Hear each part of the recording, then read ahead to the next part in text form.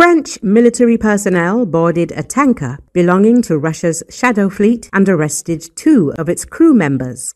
The vessel, moored off the coast of France, was allegedly linked to recent drone flights over Denmark, the Telegraph reports. Denmark called these intrusions an extremely serious attack on critical infrastructure as they disrupted air travel and forced the closure of Copenhagen Airport. Russia, for its part, denies any involvement. A Benin-flagged tanker has been blacklisted by the European Union as part of a Russian shadow fleet of oil vessels used to evade sanctions.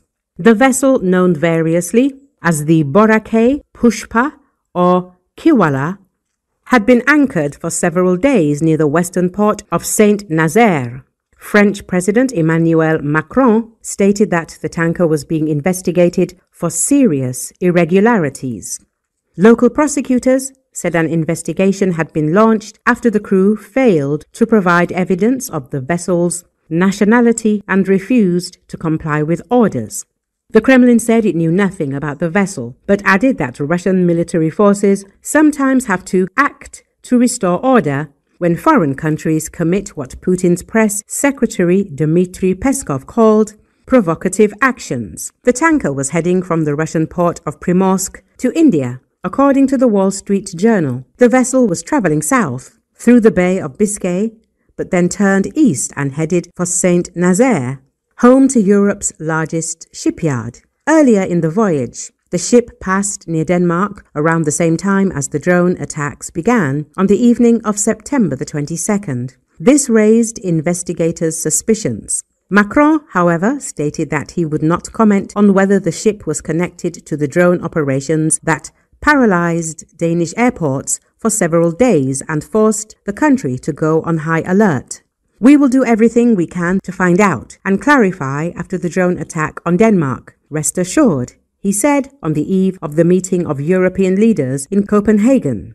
Media previously reported on the motives behind the drone incursion into Denmark and Ukraine's role in it.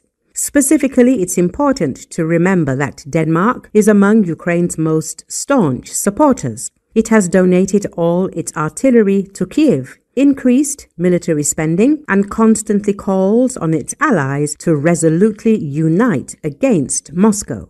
Furthermore, we also reported on Europe's difficulty agreeing on a common defense, despite Russia's hybrid attacks. Years after the start of a full-scale war, Europe's defenses have still not been built.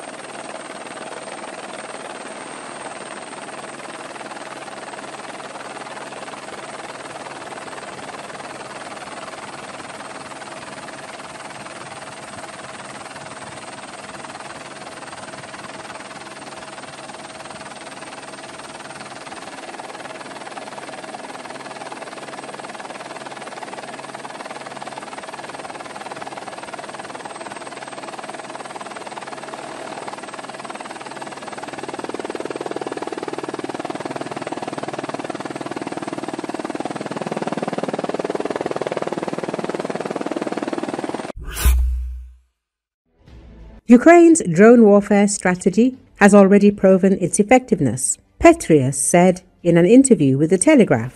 Through the widespread use of FPV attack drones, naval drones, and long-range platforms, Kiev has managed to compensate for its lack of air and naval assets, keeping Russian forces in a protracted standoff. The American general placed particular emphasis on underwater and surface drones. Ukraine recently unveiled the new Toloka TLK-1000 drone, capable of striking targets at a range of up to 2,000 kilometers. Potential targets include facilities within Russia, including the strategically important Kerch Bridge. Furthermore, the Flamingo land-based cruise missile, with a range of up to 3,000 kilometers, has been deployed. The other day, I was piloting an unmanned naval complex in an undisclosed location in Ukraine, and it reached speeds of up to 100 kilometers per hour. It was simply incredible, the former CIA director admitted. Petraeus also proposed a three-step plan that he said could ensure Ukraine's victory. Mass production of unmanned systems. Kiev has already set a goal of producing 4.5 million drones by 2025, double last year's figure. Security guarantees from the West. Ukraine insists that any peace talks are impossible without clear commitments from the US and EU, strengthening sanctions against Russia. Harsh economic measures must complement military pressure. The general emphasized that these steps must be implemented simultaneously, otherwise Moscow will retain the ability to prolong the war. Petraeus paid special attention to funding for Ukraine's defense. He called for £200 billion of frozen Russian assets in the EU to be used for developing unmanned aerial vehicle UAV technologies. He believed that these funds could provide Kiev with the resources to fully expand its production. As a reminder, on September the 12th, Ukrainian next-generation developments were presented at the Defense Tech Valley 2025 Global Defense Innovation Summit in Lviv. Specifically, a model of the Toloka underwater drone with a range of up to 2,000 kilometers and a payload capacity of up to 5 tons was unveiled. As a reminder, on February the 24th, 2025, Ukrainian President Volodymyr Zelensky presented a number of defense developments by Ukrainian engineers during a meeting with the leaders of partner countries in Kiev.